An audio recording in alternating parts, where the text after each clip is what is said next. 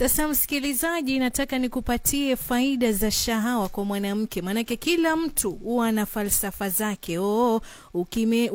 Akikojoa usimeze. Akimeza atapatwa na kansa. Sijui, hapana. Jamani, nataka nikupatie faida za shahawa kwa mwanamke. Kwanza, humtengenezea mwanamke shepu yake. Shahawa zinapozunguka katika mwili huwa na virutubisho vingi vya protini. That is 1. 2, humsaidia mwanamke kutengeneza ngozi yake kwa virutubisho vya shahawa. Japo kuna wengine wanasema na kudanganyana kwamba uzipake usoni. Hii inasaidia kwenye ngozi ya mwanamke. Utamuona kijibaby face, mwanamke ni mtu mzima, ni mshangazi fulani, lakini kijibaby face kwa sababu ya shahawa. Na humuongezea mwanamke urembo zaidi, hasa kwa macho yake. Macho yanakuwa meupe, alafu si meupe tu, mazuri zaidi. Inamsaidia mwanamke kuwa na sauti nzuri zaidi, kwa kuwa shahawa hutengeneza ala nzuri za sauti katika mfumo wa sauti. Shahawa. Sasa ole wako wewe mwanamke ambaye hutaki kumpiga mnyonyo mwanamume wako, ama ukimpiga mnyonyo mwanamume wako unatema.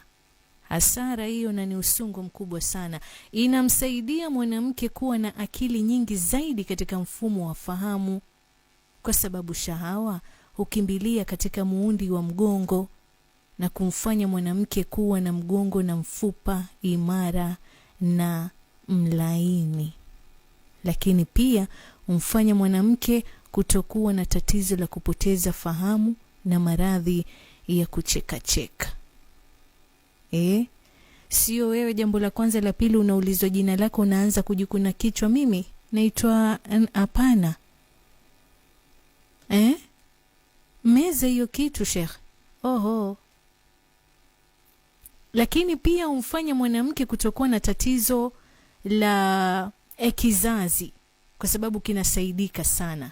Hicho kizazi cha mwanamke kisiwe na maumivu.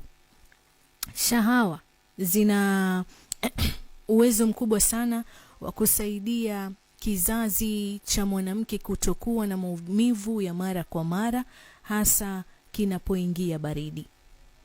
Sawa Lakini pia wanawake wanaovumbulwa angalau mara 4 kwa wiki huonekana kuwa na umri mdogo ikilinganishwa na umri wao kwa miaka 7 mpaka 12. Hii inatokana na ukweli kwamba kujamiana huongeza homoni ya estrogen ambayo hufanya nywele za wanawake kuwa na afya nzuri pamoja na ngozi zao kung'aa.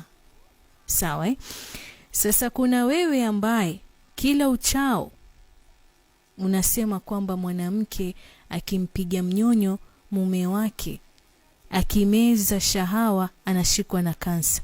Ngoja nikutoe taka masikio. Kinachosababisha kansa ya koo sio kunyonya uume wala mwanamume kumpiga mnyonyo kipochi manyoya ya mke wake, bali ni wadudu hatari kama vile human papilloma virus, yani HPV. Kuna human herpes simplex virus, sawa, na nyingine nyingi, lakini sio kutokana atikisa na maana umepiga mnyonyo kipochi manyoya. La hasha wakala. Na kama unabisha, basi itabidi umerudi tena shuleni uende ukasome alifu kwa ujiti. Sawa? Kwa sababu mtu kama wewe unaweza pia kuaminisha mtu kwamba ukiendesha gari utapata ajali. Kumbe kunaye mtu ambaye anaweza kuendesha gari na asipate ajali. Ajali itatokea manake haina kinga. Tuko pamoja? Kwa hivyo chonde wanawake, wapigeni minyonyo waume zenu na musiteme shahawa, mezeni shahawa. Na wewe mwanamume pia hii inakuhusu.